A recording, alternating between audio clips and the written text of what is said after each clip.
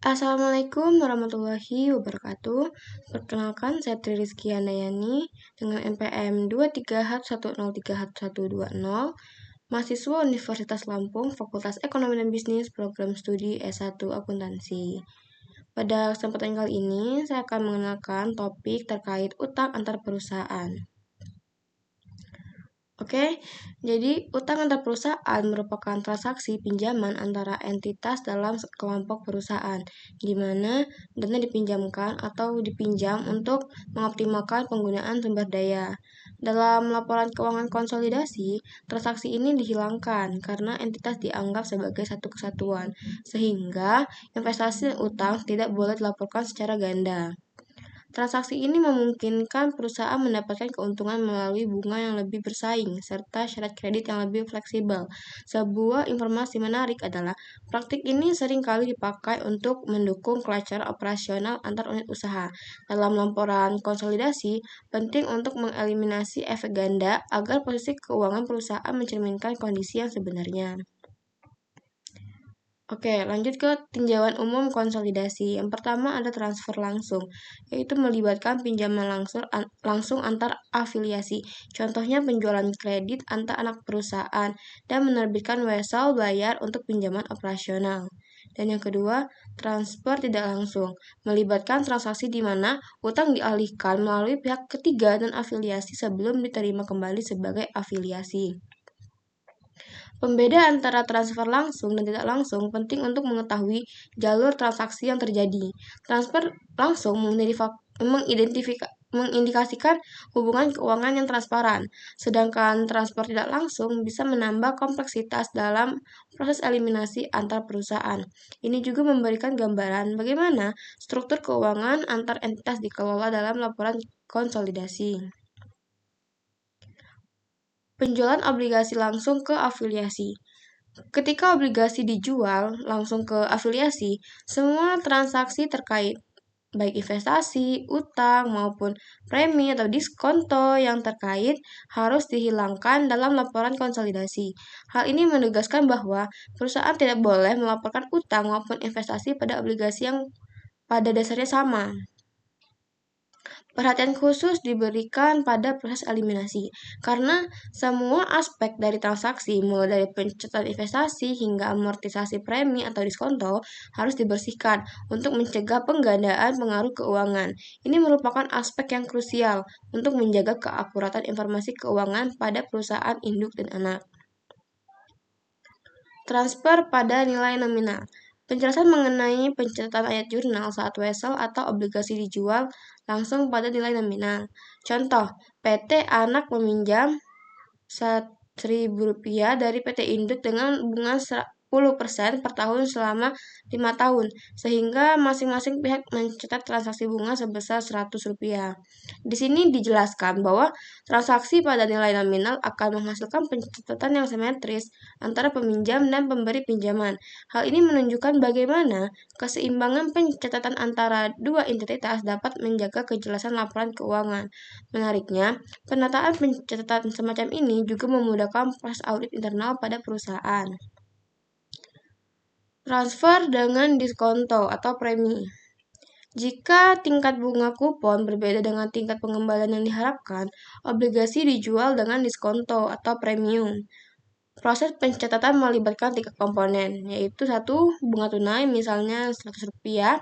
2. Amortisasi diskonto, misalnya Rp10 per periode, jika diskonto dihitung selama 10 periode bunga semesteran. Yang ketiga, beban atau pendapatan bunga. Total yang akhirnya dicatat, misalnya Rp110. Situasi ini mencerminkan realitas di pasar keuangan, di mana kondisi pasar dapat mempengaruhi nilai obligasi. Proses amortisasi diskonto atau premium menambahkan lapisan kompleksitas, sehingga perusahaan harus teliti dalam pencatatan agar tidak terjadi ketidaksesuaian antara nilai teoritis dan realisasi pembayaran bunga. Hal ini juga memperlihatkan pentingnya analisis keuangan untuk mengantisipasi fluktuasi dalam transaksi antar perusahaan. Penyusunan ayat jurnal eliminasi sangat diperlukan untuk menghapus transaksi utang dan investasi antar perusahaan, termasuk penghapusan bunga antar perusahaan. Contoh ayat jurnal utang obligasi pada investasi pada obligasi PT anak untuk mengeliminasi investasi.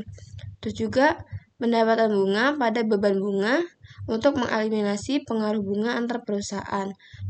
Pencatatan ini krusial dalam memastikan bahwa pada saat laporan konsolidasi disusun, tidak ada transaksi internal yang menggandakan pencatatan. Penggunaan ayat jurnal eliminasi membantu meminimalisasi distorsi keuangan dan memberikan gambaran yang jernih tentang kesehatan keuangan grup perusahaan secara keseluruhan. Kompleksitas tambahan muncul ketika obligasi yang awalnya dibeli dari pihak non-afiliasi kemudian diperoleh oleh afiliasi penerbit. Konsep pelunasan konstruktif, obligasi diperlakukan seolah-olah telah dibeli kembali oleh debitor, sehingga tidak lagi dimiliki oleh pihak luar dalam entitas konsolidasi. Transaksi semacam ini menuntut pemahaman mendalam terkait bagaimana akuisisi kembali atau buyback dalam konsolidasi harus ditangani. Proses ini mengubah dinamika kepemilikan obligasi dan menandai akhir dari transaksi eksternal, sehingga informasi keuangan yang disajikan lebih mencerminkan kondisi internal perusahaan secara menyeluruh.